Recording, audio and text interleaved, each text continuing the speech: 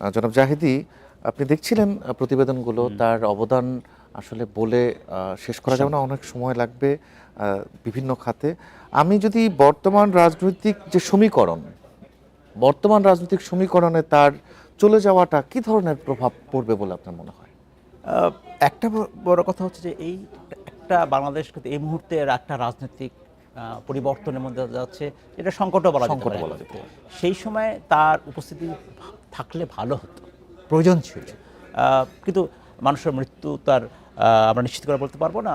তিনি তিনি সৃষ্টিকর্তার কাছে ফিরে গেছেন। সেই হিসাবে এখন তার যে আদর্শ নীতি, একটু আগে আমরা শুনছিলাম টেলিভিশনে বলছিলেন যে তিনি সহনশীলতার কথা বলেছেন, সবসময় দেখেছেন। তাকে অনেকভাবে ব্যক্তিগতভাবে কটূক্তি করা হয়েছে, কটু বাক্য বলা হয়েছে, তিনি কিন্তু কখনো এগুলোর প্রতি উত্তর দেননি, কথা বলেননি, উত্তর দেননি। তার নীরবতা কাজের মাধ্যমে তিনি তার কাজ প্রমাণ করেছেন, কাজের মাধ্যমে তিনি তার চরিত্র বুঝিয়েছেন। চুল পড়া অনেক কমে গেছে, থ্যাংক ইউ মা। চুলের ভিটামিন জুই মাল্টিভিটামিন কোকোনাট অয়েল।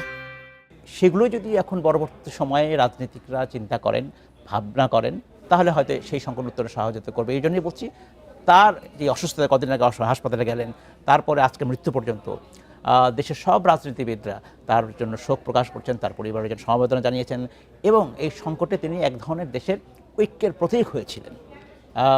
সেই কথা যদি তারা মনে রাখেন রাজনীতিবিদরা, সামনে যদি কোনো সংকট থাকে, সমাধান নিশ্চয়ই সেটা করবে। উনি তো দলের প্রধানকে ছাপিয়ে রাষ্ট্রনায়ক হয়ে উঠেছিলেন নিঃসন্দেহে। এবং সেই জায়গা থেকে এখন যে সংকট আপনি কথা বলছিলেন, যে সংকট হচ্ছে, সেই সংকটের জায়গা থেকে রাজনৈতিক বিভাজনও আমরা দেখছি অনেক রাজনৈতিক দলে। সেই জায়গা থেকে কি ঐক্যের কোনো সুযোগ হতে পারে কিনা বা হওয়া উচিত কিনা? না, ঐক্য সেই অর্থে বিভাজন আমি হয়তো দেখছি না। সহনশীলতার কথা, সহনশীলতা গুরুত্বপূর্ণ।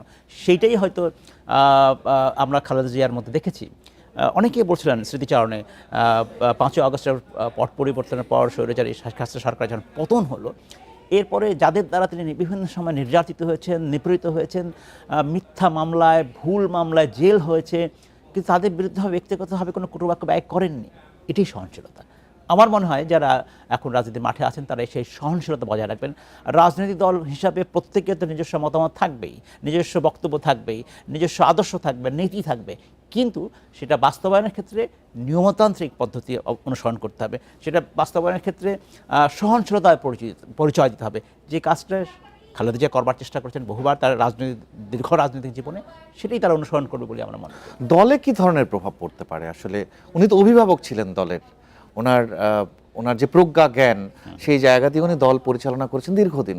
এখন দলে কি প্রভাব পড়তে পারে কিনা? কোনো স্বাভাবিকভাবে সবার হয়তো মন খারাপ হবে, কিন্তু খুব বড় প্রভাব বা নেতিবাচক প্রভাব পড়বে বলে আমি মনে করি না। কারণ তার অনুপস্থিতি দীর্ঘদিন ধরেই দলের ভারপ্রাপ্ত যিনি চেয়ারপারসন জনাব তারেক রহমান, তিনি কিন্তু দল পরিচালনা করে আসছেন বলা যেতে পারে 1918 সাল থেকেই, 2018 সাল থেকে পরিচালনা করে আসছেন, এবং পরবর্তী সময় বিভিন্ন সংকটে কিন্তু তিনিই হাল ধরেছেন।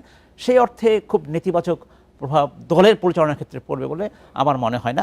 তারপরেও এত বড় একটি প্রতীক তার দলের জন্যও যদি বলি, দেশের জন্য তো বটেই, সেখানে অনেক সময় হয়তো তাদের মধ্যে কোনো বড় সংকট হয়, তারা নিশ্চিত খালেদা জিয়ার কাছে যেতেন, সেই সুযোগটা হয়তো পাবেন না। সেটা যথার্থ বলছিলেন। আমি আরেকটু জায়গা একটু জানতে চাইবো যে ওনার গণতন্ত্র এবং সংসদীয় রাজনীতিতে ওনার যে ভূমিকা, এবং গত 15-16 বছর যে ওনার যে সংগ্রামটা ছিল, তার আগেও ছিল, এই জায়গাটা ধরে রাখার ক্ষেত্রে আমাদের রাজনীতিবিদদের কি শিক্ষা নেওয়া উচিত, তরুণদের কি শিক্ষা নেওয়া উচিত এই জায়গা থেকে, তরুণ রাজনীতিতে যারা আসছে? নিঃসন্দেহে বাংলাদেশে যখন সংসদীয় গণতন্ত্র ব্যবস্থা চালু হলো 1991 সালের নির্বাচনের পরে, সেই সময় যেসব দলগুলোর স্বৈরাচার বিরোধী আন্দোলনে জড়িত ছিলেন তারা সবাই মিলে একটা বিষয়ে একমত হয়েছিলেন যে দেশে সংসদীয় গণতন্ত্র ফিরে আনা হবে।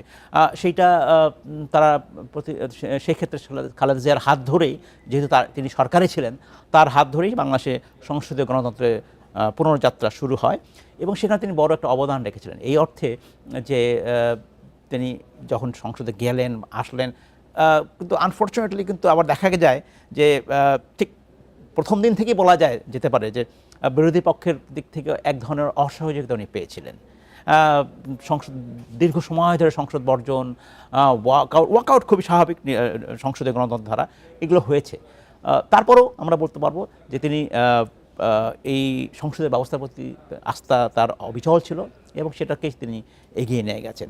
এবং রাজনীতির ক্ষেত্রে বলা যেতে পারে যে অনেক রকম সংকট রাষ্ট্রে, এবং এর আগে 1996 সালে যখন আন্দোলন হলো, তত্ত্বাবধায়ক সরকার ব্যবস্থার যে আন্দোলন হলো, সেখানেও কিন্তু তিনি প্রথমে রাজি ছিলেন না, তার দল রাজি ছিল না, কিন্তু তারা কিন্তু পরে প্রতিশ্রুতি দিয়েছিলেন যে একটি নির্বাচন হবে, সেই নির্বাচিত সরকারই সিদ্ধান্ত নেবে, নির্বাচিত সংসদে সিদ্ধান্ত নেবে কীভাবে ব্যবস্থা হবে।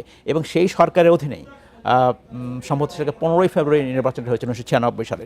সেই নির্বাচনের মাধ্যমে কিন্তু যে সরকার গঠিত হয়, যে পার্লামেন্ট গঠিত হয়েছিল, সেই সংসদ তারাই কিন্তু তত্ত্বাবধায়ক সরকার ব্যবস্থা চালু করেছিল, এবং যেটা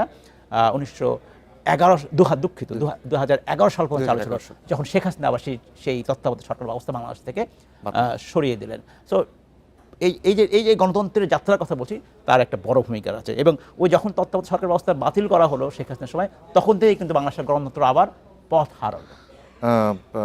জনাব শামীম জাহেদী, আপনাকে অনেক ধন্যবাদ। ধন্যবাদ।